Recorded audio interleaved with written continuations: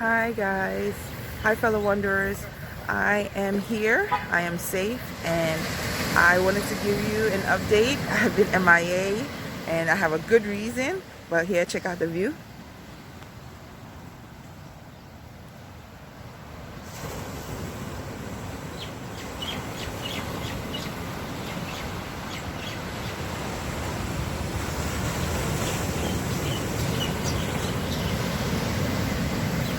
So I am by a body of water, obviously, right? I am in Hawaii. Yes, I am on travel assignment in Hawaii, and I left Dallas. I left the mainland and I left Chris. I am not doing car life in Hawaii, even though I wanted to. The research wasn't there to let me make a confident decision that I can do van life, car life in Hawaii. So here I am. I'm on work assignment, but because of the coronavirus, I am furloughed for 2 weeks, and I'm in healthcare. I'm a sterile processing technician, and I am blessed and lucky that I am on 2 weeks paid furlough. Good morning. Good. How are you? And that is not the case for some people. So I really do not take this time for granted, and I wanted to catch up with you guys and let you know how I did my first 5 months of car life. But unfortunately, I had to take a break from it, and when I was given the opportunity to travel again, I had two choices. I could have went to Boston or I could have went to Hawaii. And you know your girl was not about to do car life in Boston. Number one, I'm a New Yorker. But anyway, I am so happy to be here. I've been here since December, and it has been like an eye-opening, awesome experience. The place I work is awesome, and I have so much good news that I want to give you guys. But I'm gonna start uploading videos. So this is my 5 months recap of of how it was living in my car. And let me tell you, it was highs and it was lows. I left my apartment in August of 2019, and after months and months of research, I decided I wanted to do van life. But to practice, I had to do car. And I learned so much, but I learned how much I wasn't really mentally equipped to deal with all that it entailed. And that is really pretty much the weather. So everybody experience on YouTube and Instagram, you can research, a lot of good information, but to be in 101 degree weather in the middle of the night in a car, you can't feel that pain through the phone. And to be in the car at 32 degrees, you can't feel that pain through your phone. Chris is a 2012 Nissan Rogue, and I got him like 4 or 5 years now, and he was 32,000 miles, and I did pretty good. But I did not expect the work when I went to go get oil change, and I did not expect the CVT, the transmission issues, to occur. So again, I never dealt with stuff like that as an adult, so that was my first major auto repair situation. And I'm telling you, when you see all these van life sucks and all these people going through it, you can't feel that pain through the phone. You got to feel it when you have to swipe your card and like all your money just gone.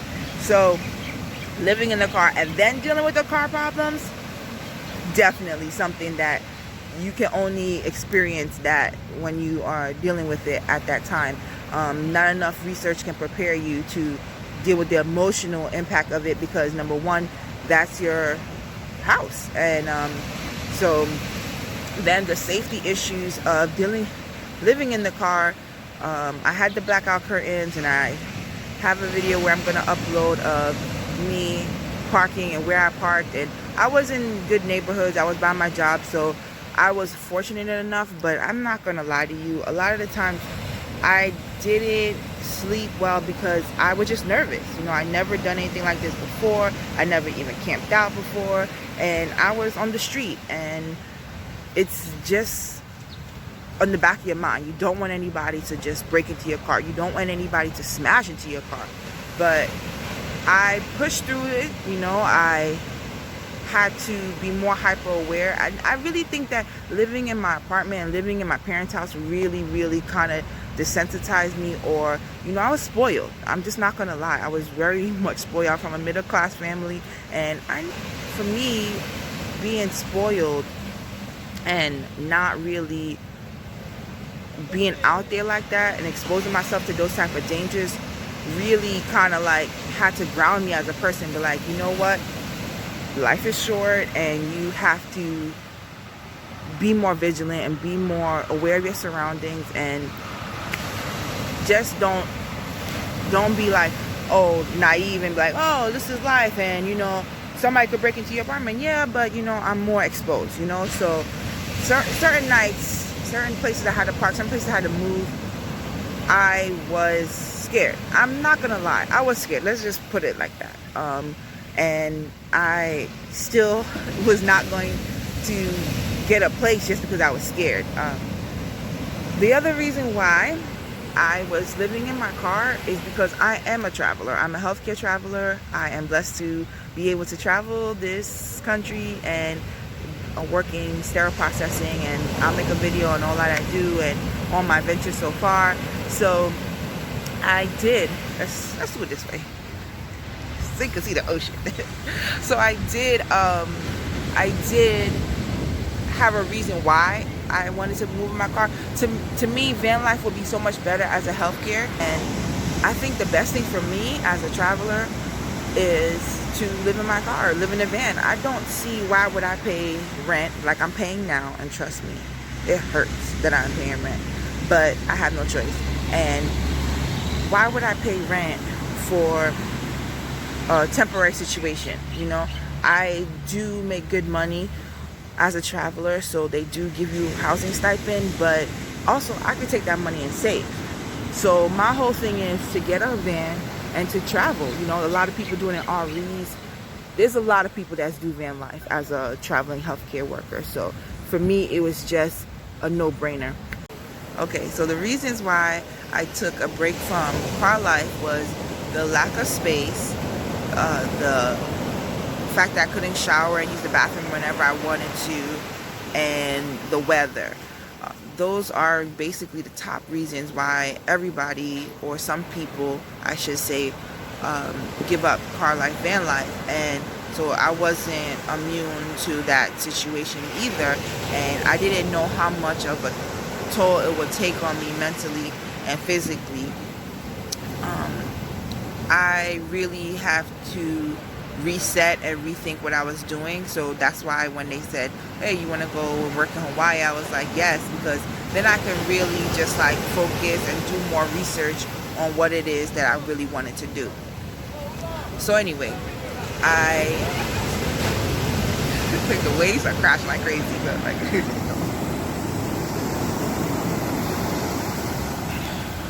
so I took this opportunity to really go more in depth on what it is that I want to do. I needed to make sure I made a plan. Like, Christina, how much of this van life, car life, are you willing to invest?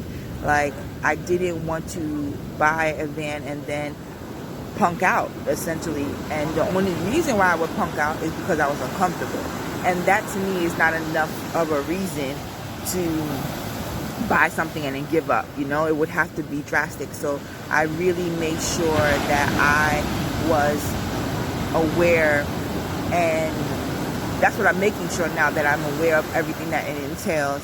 So, and then going back to a place, like I'm paying rent now, and it hurts, I know, but I wanted to make sure that me paying rent and me having the amenities of a home was more appealing than living in my car. And so I'm not finished with the assignment. I first started with the 3 months. It's usually 3 months to start, but I did extend to another 3 months, so it's going to be 6 months here. And I'm not sure if I'm going to extend again, but that'll be my decision when it comes time to. But I am doing a lot of soul searching. I'm doing a lot of resetting. I'm doing a lot of journaling just to make sure this is what I want to do when I get back. And I don't want to give you an answer now because I could change my mind. It really just depends on where exactly I have to do car life, van life. So like this situation here, can you do car life, van life in Hawaii? You could. Is it difficult? If you don't know the area, yeah, you could. And that's going to be the adventure, right? That's the whole point of this. Like, I'm going to be in different states. I'm going to be in different areas trying to adapt my lifestyle in a normal setting. And it might not be acceptable. And because I did some research on van life, car life in Hawaii, it wasn't easy, First, shipping the car would have cost me $1,000 there and then back. So that's $2,000. I couldn't have anything in Chris, and the fact that everything in my car was removable, meaning that I had to buy everything over again. So the investments of restarting van life in Hawaii or car life in Hawaii didn't make any sense, so I didn't. I hope you guys can hear me with the waves. Sorry. So so those are the things I have to think about when I'm doing this. Also, is it going to be even feasible? It wasn't feasible for me to live in my car. Can you do it on the Big Island? You can. But you also have to have that grotto, I think is the term, to want to and be able to try to. I'm on the Big Island, and the Big Island poses just a little bit of issue with stealthness because it's a country, right? So they call this the last country island, and I am aware that it's a lot of residential. I should say it's not a residential. It's not city, right? So it really does poses the issue of stealthness, and I did not want to embark on this journey without really concrete knowing if I could do it. I didn't want to wing it, basically. So that's one of the reasons why I didn't do car life in Hawaii. So long story long, I am going to finish out this contract, and I'm going to really start making some concrete decisions. I really start early, so I have like 3-4 months left to make this decision on if I want to do car life when I get back. But if I do this car life, I want to be as comfortable as I possibly can, and I want to also save. So the other reason why I'm doing car life is I want to save. I don't want to give up my housing stipend for a place to stay, and I have to keep moving. So that's another real reason. Sorry, the lighting is off. That's another real reason why you get into van life. To save. And if I do get a van. Sorry, the lighting is way off. It's that cloudy. So if I get a van, that's an investment. And if I do it, then I'm concrete into that investment to make sure it's worth buying it, right? So I have to get my money's worth, basically. So 5 months of car life. It was fun. It was cold. It was hot. It was uncomfortable. It was freeing. It was scary, but it was also, I kind of got a kick out of the fact that I was living in my car and nobody knew about it. Like, not my co-workers, I didn't tell anybody. My family did know about me living in my car, and some people were okay with it. Some people were not okay with it. I'm trying to find good lighting. Sorry, guys. Some people were okay with it. Some people were not okay with it. But that's life. Any decision that I make, some people are okay with it. Some people not. And I'll go into that video later, and it just goes to show you that I cannot live my life for anybody. I have to really do this for me, and I have to even know what I'm doing for myself. So even the two sides of me always is in a struggle of figuring out what it is that I want to do and where I want to go. But I think the best thing for me is to free my mind on a timeline. I have to do what's good for me at that moment. I can't look too far in the future. I really do have to live for right now. And I have to be more careful on how I spend my money. I go back into my bad habits again, and I'm trying to break that, and that it takes time. I have to focus on like being healthy, and overall, living in my car for 5 months, I have come to the realization, let's say, that the good outweigh the bad. I need to just say that. I don't regret that decision. I don't care that I was homeless, as some people would say. I say that I was rentless. I don't care that it was hard sometimes. I was more uncomfortable in the apartment, and it was the apartment that I was living in as well. But I'm always uncomfortable. As a traveler, I have to rely on Craigslist or pay a lot of money for corporate housing. So those are not appealing to me than living in my car. I live in my car any chance I get if it was safe and doable. So that's where I am right now.